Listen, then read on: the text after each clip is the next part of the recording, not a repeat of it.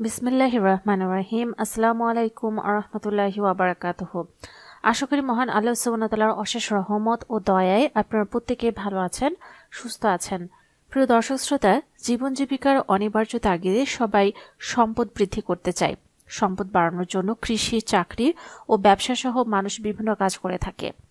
সম্পদ বৃদ্ধির আশায় মানুষ পরিবার ছেড়ে এক জায়গা থেকে অন্য জায়গায় এবং এক দেশ থেকে অন্য দেশে চলে যায়।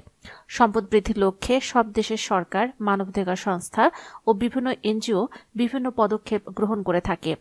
ইসলাম এ সম্পর্কে পদক্ষেপের যুক্তি অস্বীকার করে না, তবে ইসলাম এর সঙ্গে আরও কিছু অভ্যন্তরীণ উপায় সংযুক্ত করে।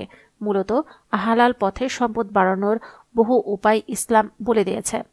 আজকে আমরা জানব মানুষ গরিব হয়ে যায় বা মানুষের রিজিক সংকীর্ণ হয় যে পাঁচটি আমল না করার কারণে।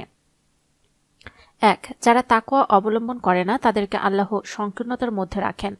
পবিত্র কোরআনে মহান আল্লাহ বলেন, যে ব্যক্তি আল্লাহকে ভয় করে আল্লাহ তার পথ করে দেবেন আর তাকে তার ধারণাতীত উৎস থেকে রিজিক দান করবেন। যে ব্যক্তি আল্লাহর উপর নির্ভর করে তার জন্য আল্লাহ যথেষ্ট। আল্লাহ তার ইচ্ছা পূরণ করবেনই। আল্লাহ সবকিছুর জন্য স্থির করেছেন নির্দিষ্ট মাত্রা। সূত্র সূরা তালাক আয়াত নম্বর 2 থেকে 3। 2. আল্লাহর কাছে ক্ষমা প্রার্থনা না করার কারণে মানুষের রিজিক সংকীর্ণ হয়।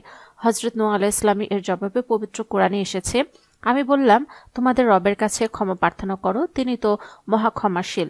তিনি তোমাদের জন্য প্রচুর বৃষ্টি বর্ষণ করবেন, তিনি তোমাদের সমৃদ্ধ করবেন ধন সম্পদ ও সন্তান সন্ততিতে, এবং তোমাদের জন্য স্থাপন করবেন উদ্যান ও প্রবাহিত করবেন নদী নালা। সূত্র সূরা নূহ আয়াত নম্বর 10 থেকে 12।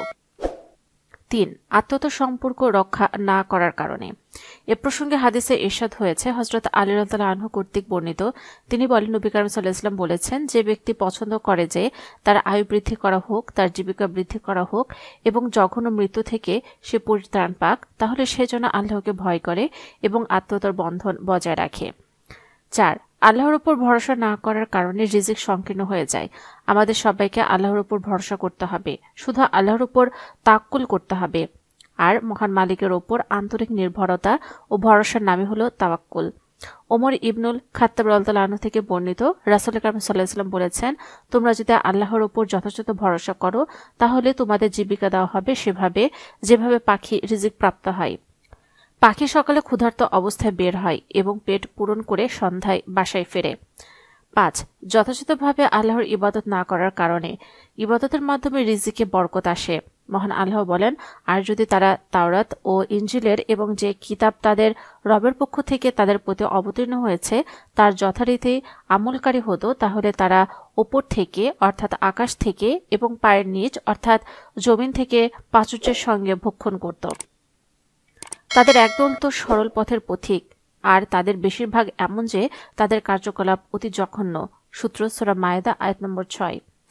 তাওবা ও ইস্তেগফার না করার কারণেও রিজিকে বরকত কমে যায়, রিজিক সংকীর্ণ হয়ে যায়। তাওবার অর্থ হচ্ছে পাপকে ঘৃণিত কর্মজ্ঞান করে বর্জন করা, নিজ ভুলের জন্য লজ্জিত হওয়া এবং ভবিষ্যতে তা না করা দৃঢ় প্রতিজ্ঞা করা। হযরত হুদ আলাইহিস সালাম এর ভাষায় কোরআনে এসেছে, হে আমার জাতি, তোমরা তোমাদের রবের কাছে ক্ষমা প্রার্থনা করো, অতঃপর তার দিকে নিবিষ্ট হও। তিনি তোমাদের উপর প্রচুর বৃষ্টি বর্ষণ করবেন এবং তোমাদের শক্তি বর্ধিত করে দেবেন, আর তোমরা অপরাধী হয়ে মুখ ফিরিয়ে নিও না। সূত্র সূরা হুদ আয়াত নম্বর 52। প্রিয় দর্শক শ্রোতা, যারা ভিডিওটি শেষ পর্যন্ত দেখেছেন তারা অবশ্যই কমেন্টসে আমিন লিখে যাবেন। প্রিয় দর্শক শ্রোতা, জানার স্বার্থে, দাওয়াতি কাজের স্বার্থে অবশ্যই ভিডিওটি শেয়ার করে ছড়িয়ে দিন। হতে পারে আপনার একটা শেয়ারে বহু মানুষ উপকৃত হবে ইনশাল্লাহ। যারা এই প্রথম আমাদের ভিডিও দেখছেন, অনুগ্রহ করে আমাদের চ্যানেলটি সাবস্ক্রাইব করে রাখুন এবং পাশে থাকা নোটিফিকেশন বেলটা অন করে দিন, যাতে করে এরকম ভিডিও দেওয়ার সাথে সাথে আপনার নিকট সহজে পৌঁছে যায়। আল্লাহ আমাদের সবাইকে যেন ভালো রাখেন, সুস্থ রাখেন, এই কামনায় আজকের ভিডিও এখানেই সমাপ্ত। আল্লাহ হাফেজ।